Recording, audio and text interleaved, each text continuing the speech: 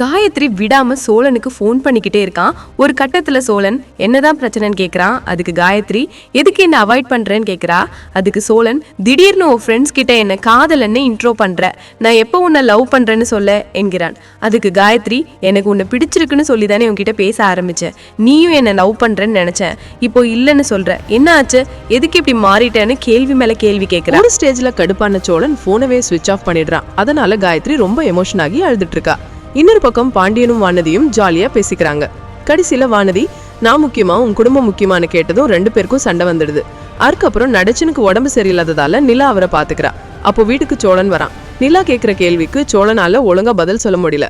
அப்போ பல்லவன் சோழனோட போனை பார்த்துட்டு ஏதோ பிரச்சனை இருக்குன்னு புரிஞ்சுக்கிறான். இதோட சீரியல் முடியுது.